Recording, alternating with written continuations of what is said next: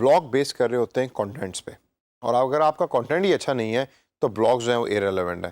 तो फिर आपने बस एक वेबसाइट बनाई हुई है कि जो शायद साल में कोई बंदा विजिट कर ले भूल भुला के, और फिर इवेंचुअली उसको जल्दी से लीव करके चला जाए, और आप सिर्फ ब्लॉग पब्लिश करी जा रहे हैं और कंटेंट लिखी जा रहे हैं जो ना कोई पढ़ रहा है ना उसका कोई फ़ायदा हो रहा है। तो इस वजह से एक अच्छा ब्लॉग बनाने के लिए आपको रिच कंटेंट की ज़रूरत होती है। तो दोस्तों इस सेशन के अंदर मैं चंद टिप्स आपको दूंगा कि जो आपको हेल्प करेंगी आपकी ब्लॉग को मार्केट करने के अंदर, यानी कि ज़्यादा से ज़्यादा यूजर्स को लाने के लिए ऑर्गेनिक तरीके से। सबसे पहला point, be reader specific. Reader क्या पढ़ना चाहता है उसको सर्च कीजिए, प्रॉपर रिसर्च के साथ ब्लॉग्स को लॉन्च करें और उसकी बेस के ऊपर आप अपने कंटेंट को पब्लिश करें। फॉर एग्जांपल एप्पल ने नया आईफोन रिलीज किया। अब एज ए रीडर मैं आईफोन 6 के बारे में पढ़ना नहीं चाहता, मैं आईफोन 10 के बारे में पढ़ना चाहता हूँ, या लेटेस्ट जो भी आईफोन इस टाइम करंटली अवेलेबल है मैं सिर्फ उसके बारे में पढ़ना चाहता हूँ। तो अगर आप आईफोन 6 के बारे में लिख रहे हैं तो आपका क्या ख्याल है कि आपके ब्लॉग के आर्टिकल के ऊपर कोई व्यूज़ आएंगे, कोई इसको पढ़ना पसंद करेगा? बल्कि वो एक नेगेटिव चीज़ मानी जाती है कि भाई ये ब्लॉग देखो कितना आउटडेटेड है और ये आईफोन 6 के बारे में पब्लिश कर रहा है, जबकि इस टाइम आईफोन 10 मार्केट के अंदर अवेलेबल है।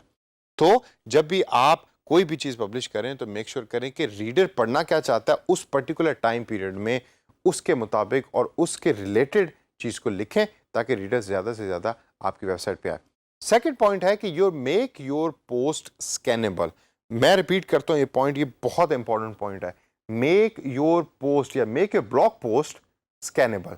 जब भी कोई रीडर ब्लॉग पे जाकर आपकी वेबसाइट पे कोई आर्टिकल पढ़ रहा होता है तो वो क्या करता है, ज़रा प्रोसेस को ज़हन में लेके आइए और सोचिए। आपने ब्लॉग का नाम टाइप किया, ब्लॉग पे आप लैंडिंग पेज पे पहुंचे, वहां एक आर्टिकल है।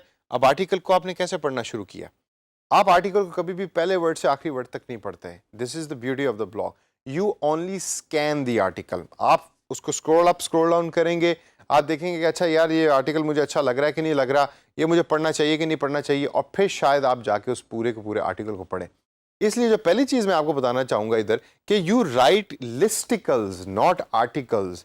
आप लिस्ट ओरिएंटेड आर्टिकल्स या लिस्ट ओरिएंटेड ब्लॉग्स लिखें जिसके अंदर डिफरेंट लिस्ट हों। फॉर एग्जांपल अक्सर आप ब्लॉग्स की पोस्ट आप देख रहे होते हैं कि top 10 actors of the world, या top 10 cars of the world, या top 10 most expensive houses of the world, और इस तरह की पोस्ट के ऊपर क्लिक्स बहुत ज्यादा आ रहे होते हैं।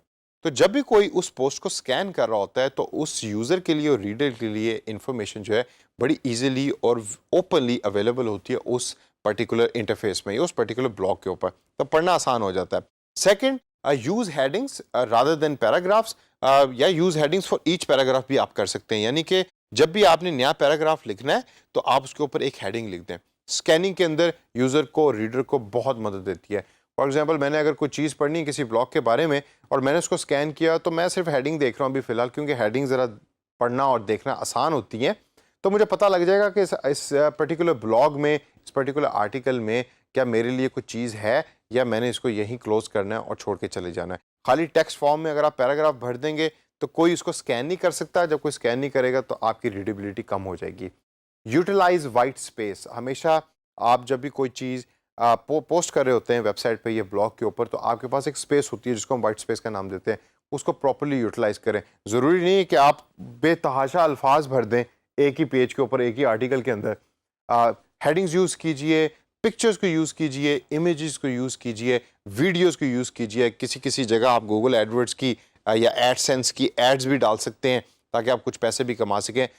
तो स्पेस को प्रॉपर्ली यूटिलाइज करें। और लास्ट के अंदर अपनी पोस्ट को स्कैनेबल बनाने के लिए जो पॉइंट है वो है कि यूज फ्यूअर आइडियाज। दोस्तों जब भी आपने कोई आर्टिकल लिखना है बराए मेहरबानी एक आइडिया पे एक आर्टिकल लिखें ब्लॉग पे। आपके पास ज्यादा आइडियाज हैं, आई एम श्योर कि आपके पास बहुत ज्यादा आइडियाज हैं, आप डिफरेंट आर्टिकल्स लिख लें, दिन के अंदर 5 आर्टिकल लिख के पब्लिश कर दें, लेकिन एक आइडिया पे एक आर्टिकल हो, ताकि जब भी कोई यूजर और रीडर आपकी ब्लॉग वेबसाइट पे आए और स्कैन करे तो उसको पता हो कि मैं किस बारे में पढ़ रहा हूँ। तो इस वजह से यूज फ्यूअर आइडियाज। इसके बाद अगली अगर हम मेन पॉइंट देखें ब्लॉग्स के बारे में तो वो है कि use amazing headlines and images, जो बहुत ज़्यादा काम आते हैं आपके ब्लॉग्स की रीडेबिलिटी को बढ़ाने के अंदर। मतलब कि जब भी आपने, जिस तरह मैंने भी पहले एग्जांपल थी कि top most expensive luxury houses of the world, अभी एक हेडिंग है, मेरी तरह का बंदा हो सकता है कि उस चीज़ को पढ़ना चाहे, उस चीज़ को देखना चाहे। अब अगर आप उस पर आपने क्लिक किया और आपने नीचे टेक्स्ट लिखा हुआ है तो वो भी रेलेवेंट नहीं है। तो हेडिंग हो अच्छी और जब आप उस पर क्लिक करें तो अंदर इमेजेस हों। मैं ये नहीं पढ़ना चाहता कि ये इसका ओनर कौन है, ये कहाँ एक पैराग्राफ की फॉर्म में कौन से मुल्क के कौन से शहर में ये हाउस बना हुआ है। मैं सिर्फ देखना चाहता हूँ उसकी इमेज क्या है और मे बी उसकी प्राइस क्या है। ओनर, जगह शगह मैं इतना ज़्यादा इंटरेस्टेड नहीं है। इसी वजह से जब आप ब्लॉग लिख रहे हैं तो अच्छी हेडिंग्स हो, इंटरेस्टिंग हो, कैचिंग हेडिंग हो। एक लफ्ज़ ब्लॉग की दुनिया में और अर्निंग, डिजिटल अर्निंग की दुनिया में यूज़ होता है क्लिक बेट का। क्लिक बेट के ऊपर अक्सर ऐसे लोग हैं कि जो उससे एग्री नहीं करते, लेकिन click bait is a reality. Click bait से मुराद ये है कि आप इस तरह के हेडिंग्स और इस तरह के टाइटल्स और इस तरह के इमेजेस पोस्ट कर रहे होते हैं कि जिसके ऊपर लोग क्लिक करना पसंद करते हैं, जबकि कंटेंट में दर हकीकत वो चीज़ शामिल नहीं होती। आपने कभी भी ये काम नहीं करना। जो भी आप हेडिंग यूज़ करें और इमेज यूज़ करें वो डायरेक्टली आपके आर्टिकल से रिलेट हो रहा हो। वो रिलेट होगा तो आपकी रेलेवेंसी ज़्यादा बढ़ेगी। अगर आपके रेलेवेंट ब्लॉग नहीं होगा तो लोग उसको छोड़ छोड़ के जाएंगे और इन द फ्यूचर कभी भी आपके कंटेंट पे क्लिक नहीं करेंगे, because they will feel like कि इस पर्टिकुलर ब्लॉग का तो कंटेंट ठीक नहीं है। अगला पॉइंट है visit Google AdWords a lot of times. क्यों? क्योंकि उसमें होता है कीवर्ड प्लानर। कीवर्ड प्लानर से आपको पता लग रहा होगा कि आजकल लोग किस बारे में कितनी रिसर्च कर रहे हैं या सर्च कर रहे हैं, तो उसको देखकर आप अपने ब्लॉग्स को ओरिएंट करें। फॉर इंस्टेंस, जिस तरह पहले मैंने कहा कि आईफोन 10 का ज़माना चल रहा है तो लोग आईफोन 10 के बारे में पढ़ना चाह रहे हैं, उसकी ड्यूरेबिलिटी, उसकी ओवरऑल कंस्ट्रक्शन कैसी है, उसकी स्पेसिफिकेशन क्या है, तो उसके बारे में आप लिख सकते हैं। पुराने कंटेंट से दूर रहें और गूगल एडवर्ड्स इसमें आपको बहुत ज़्यादा हेल्प करेगा अपने कीवर्ड प्लानर के थ्रू। तो दोस्तों, इस सेशन के अंदर मैंने आपके साथ चंद टिप्स को शेयर किया जिसके थ्रू आप अपने ब्लॉग का कंटेंट रिच बना सकते हैं और ज़्यादा से ज़्यादा लोगों तक पहुंच सकते हैं ऑर्गेनिक तरीके से, और इस तरीके से आपकी ट्रैफिक भी बढ़ सकती है। इन तमाम टिप्स को अप्लाई कीजिए, अप्लाई करके देखें कि क्या ये टिप्स आपके ब्लॉग के लिए अच्छी हैं और आपको अच्छा रिजल्ट ला के दे सकती हैं।